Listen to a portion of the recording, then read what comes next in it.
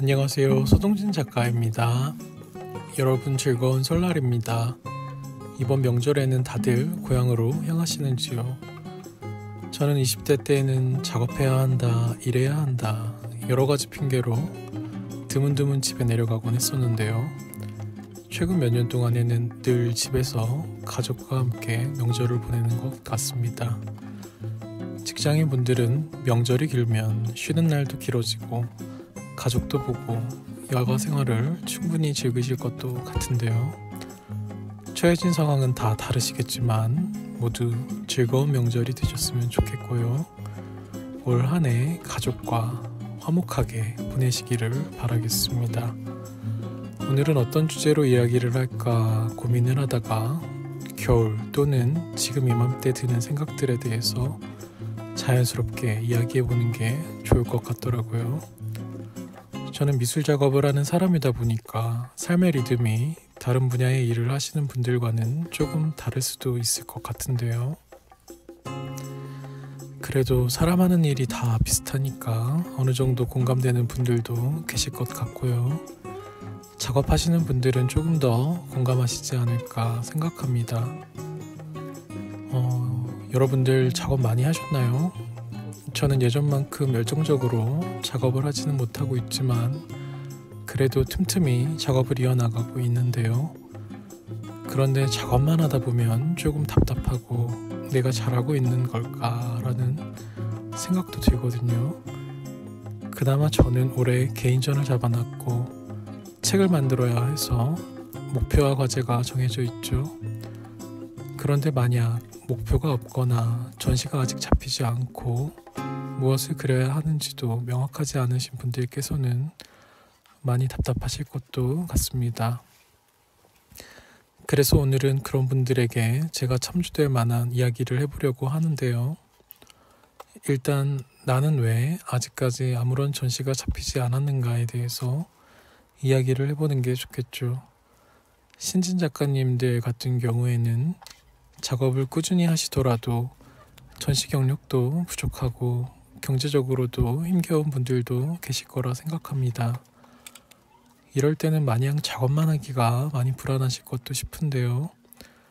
그래서 저는 여러분들이 어떤 작업을 하시더라도 개인전을 한 차례 하겠다 마음먹으시고 지금까지 했던 작업들을 한 달락 마무리하셨으면 좋을 것 같은데요. 전시를 잡는다는 것은 목표가 생기는 것이겠죠. 일단 목표가 생기면 나태함도 줄어들 것이고 해야 할 일들이 많아지기 때문에 허송세월로 시간을 보내시지는 않을 겁니다. 전시를 하기로 마음을 먹으셨다면 전시를 하는 날짜와 장소를 잡는 것이 우선이겠죠. 공모전에 서류를 넣어서 좋은 공간에서 개인전을 하시게 된다면 바랄 것도 없이 좋겠지만 그렇지 못하신 분들은 대안 공간을 한번 알아보셔도 좋을 것 같고요. 본인이 사는 지역의 미술관이나 갤러리 또는 카페라든지 자신의 작품과 어울리는 공간을 알아보고 섭외하시는 것을 추천드리겠습니다. 공간과 날짜가 잡혔다면 다음으로 해야 할 것들은 내가 사람들에게 무엇을 보여줄 것인가에 대한 생각을 해봐야겠죠. 자연스럽게 이것에 대해서 생각을 하다 보면 전시명도 정해야 할 것이고 주제 또는 컨셉도 어느 정도 잡아야 할 것입니다. 또한 전시를 하는 공간의 크기에 따라서 준비해야 하는 작품 수도 견적이 나올 것 같고요. 자연스럽게 남은 시간을 계산해서 작품을 만들어야겠죠. 이렇게 전시만 잡아도 예술가로서의 삶이 무료하지 않고 바쁘게 지내시지 않을까 생각이 드는데요. 반면에 작업하신 지 오래되신 분들께서는 다른 고민이 될 것 같습니다. 예정된 전시는 많이 있는데 내가 작업하는 것이 일상의 반복이고 지루하게 느껴지고 몸도 마음도 지친 분들도 계시겠죠. 또한 전시를 해도 경제적으로 수익도 안 나고 전시를 준비하고 치르는 시간과 에너지의 소모가 너무 많은 것에 비해서 관객들의 반응도 뜨뜻미지근할 것 같아서 걱정되시는 분들도 계실 것 같은데요. 일단 몇 가지 지점을 짚어본다면 위에 언급한 사례에 해당되시는 분들이 작품을 만드는 것이 힘겨운 이유는 근본적으로 작업이 재미가 없기 때문입니다. 기억을 되살려 보면 작업을 할 때 가장 기분이 좋을 때는 캔버스에서 내가 만든 작업이 놀랍게 아름답고 신기하기도 하고 작품이 나에게 말을 거는 것처럼 엄청난 에너지를 뿜어낼 때 작가의 자존감이 높아지고 아드레날린이 솟구치죠. 그런데 이런 순간들을 자주 느끼시는 분들은 아마도 제 영상을 여기까지 시청하시지는 않을 것 같습니다. 그래서 이런 기분을 자주 느끼려면 어떻게 해야 하는가에 대해서 생각을 해봐야겠죠. 일단 저 같은 경우에는 다른 사람들의 작품을 보면서 놀라거나 대단하다고 생각할 때가 많은 것 같습니다. 이것은 단순히 그림을 볼 때뿐만 아니라 음식을 먹거나 사람을 만나거나 일상적인 풍경을 마주할 때도 굉장히 놀라움을 느낄 때가 많습니다. 그러니까 타인이나 새로운 것들에 대해서 매우 관대한 편이죠. 그래서일까 저는 일상에 조그만 변화가 찾아오면 즐거울 때가 많습니다. 이런 성향은 타고난 것은 아니고요. 제가 삶을 살면서 저 스스로 행복하기 위해서 습관처럼 하는 것들이 모여서 이렇게 긍정적인 사고를 하게 된 것이겠죠. 저뿐만 아니라 대다수의 사람들이 사소한 것에서 놀라움을 느끼고 세상을 긍정적으로 바라보시는 분들이실 겁니다. 그런데 만약 제가 엄청나게 까다롭고 예민한 사람이라면 하나하나 다 딴죽을 걸고 쉽게 만족하지 못하는 삶을 살아가겠죠. 그런데 이런 성향을 가진 채 예술가가 되고 작품을 단연간 지속한다면 저는 굉장히 괴로울 것 같다는 생각이 듭니다.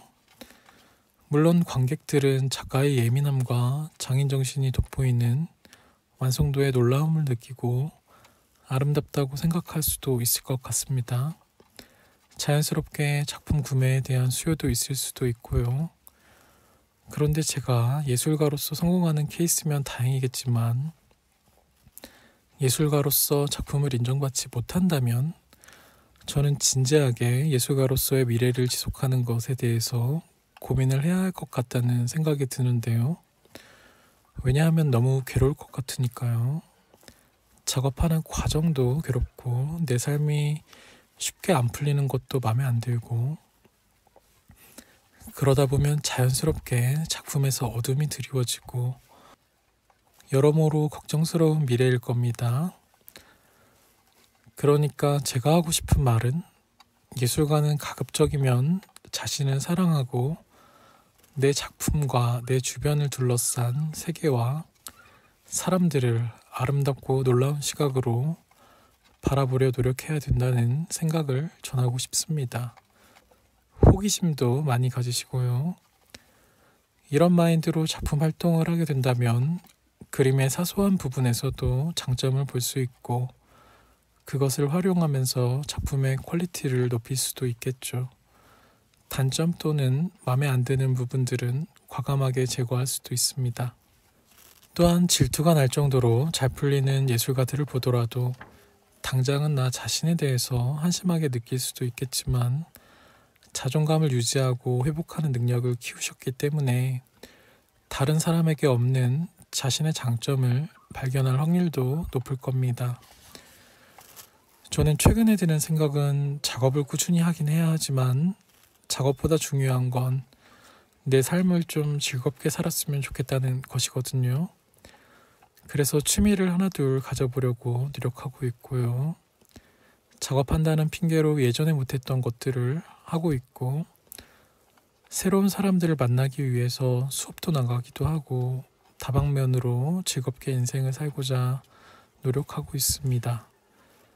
제가 조금 더 용기를 내고 호기심을 가진다면 제 삶이 더 풍요로워지지 않을까 생각이 드는데요. 생각에만 머무르지 않고 실행에 옮기는 삶을 살아야겠죠. 글을 쓰다 보니까 조금 훈수드는 느낌이 들기도 하는데 저 또한 많이 부족한 사람인 것을 알고 있습니다.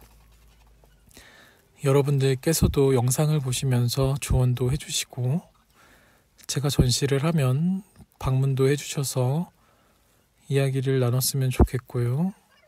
빠른 시일 내에 웃으면서 여러분을 맞을 날을 고대하면서 오늘 영상을 이렇게 마무리 짓도록 하겠습니다. 연휴 모두 즐겁게 보내시고요. 언제나 행복하세요. 끝까지 들어주셔서 감사합니다.